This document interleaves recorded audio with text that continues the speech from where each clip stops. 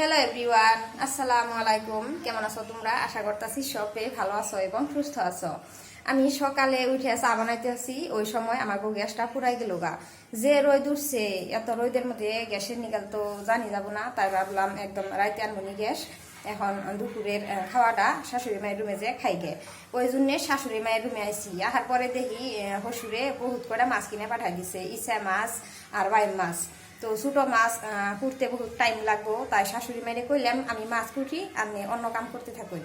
তো আমি মাছ কুটতাছি, ওই সময় আমার শাশুড়ি মায়ে ডাল রাঁধছে আর ভাত রাঁধছে। এখন আমি ইচা মাছ দিয়ে টমেটো দিয়ে ভাজি বানাম, আর কচু দিয়ে বাইম মাছ দিয়ে ঝুল বানাম।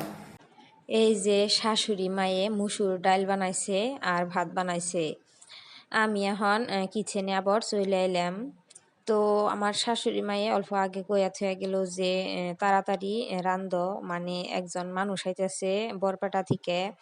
আমাগো যে গাঁয়ে বাড়ি আছে, ওই নিয়াঙ্গো একটা দোকান আছে, ওই দোকানটা ভাড়া দেয়া থইছে। তো ওই মানুষটা আইতেছে, নতুন করে আবার এগ্রিমেন্ট করব, আমার শ্বশুরের বুগলে আইতেছে। তো ওই জন্য কইলো যে ফট করে রান্ধ, এত রোদের মধ্যে আইতেছে, তারে খাবার দান লাগবো, আর সকাল বলে বাইরে হয়েছে। এদিকে রান্দা অল্প দেরি হয়ে গেছে গা, 2টা বাজে গেছে গা। তো গাঁয়ের মানুষে তো সকালে খায়, আবার দুপুরে খিদা লাগে। আমরা তো 2টা 2:30 তুলি থাকা হারি। আমরা যদি সকালে সিম্পল কিবে নাস্তা করি, তাও 2টা 2:30 তুলি থাকা হারি। আমার শ্বশুর আর শাশুড়ি মায়ে যদি শুনে যে গাঁয়ে থেকে বা অন্য কোনো হান থেকে আমাগো বাড়ি থেকে ওই আইতেছে, তাহলে একদম হারাহারি বাজাইয়া দেয় যে মানুষটা আইতেছে, কি দিয়ে ভাত দিমু, কিভাবে যত্ন করুম, বা কি দিয়ে মানে কি খাওয়ামু, এই ধরনের আর কি চিন্তা ভাবনা করে। তো ওই মানুষটা নিজেকেও আত্মীয় স্বজনের মধ্যেও অবার পারে, নিজেকেও বন্ধু বান্ধবের মাঝেও অবার পারে। তো আমার শ্বশুর আর শাশুড়ি মা যদি একজন মানুষের লগে কোনোদিন চিনাকি হয়, ওই মানুষটা যদি আহে কোনোদিন, তাহলে এইরকম করে। সবেরই খারাপ গুণ ভালো গুণ থাকে, ওই রকম আর কি। আমার শ্বশুর আর শাশুড়ি মায়ের এই গুণটা খুব ভালো দেখি। আসলতে আমার শাশুড়ি মায়ে মানুষের খাওয়াইয়ে খুব ভালো পায়।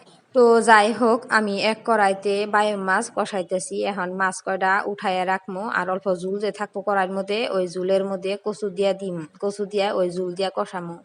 তো আর কড়াইয়ের মধ্যে পেঁয়াজ কাঁচামরিচ দিয়ে তেল দিয়ে বাগার দিয়ে উনি যে ইচা মাছ কয়টা দিয়ে দিছি। ইচা মাছের মধ্যে মশলা কয়টা দিয়ে দিছিলাম, পাউডার মশলা যেটি রেগুলার ব্যবহার করি।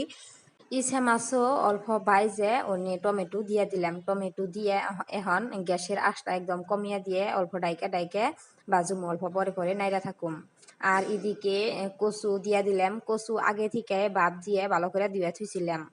তো এই যে কষাবার জন্যে আর একটু পানি দিয়ে দিলাম, পানি দিয়ে ভালো করে ঢাকনা দিয়ে ডাইকে কষামু। তো তোমাগো লগে পেশাল পারতে পারতে আমার সবজি রান্দা হইয়া গেল। এই যে ডাল, আর এই যে কচু দিয়ে বায়ম মাছ দিয়ে, বায়ম মাছগুলো একদম ছোট ছোট আসাল, তাও ভালো লাগবে আর কি, লোকেল মাছ। আর এই যে ইচা মাছ দিয়ে টমেটো দিয়ে ভাজি, আর এই যে আনাজা কলা, আর এই যে ভুট জলকিয়া। আনাজা কলা ভর্তা বানামু ভাত খাওয়ার সময়।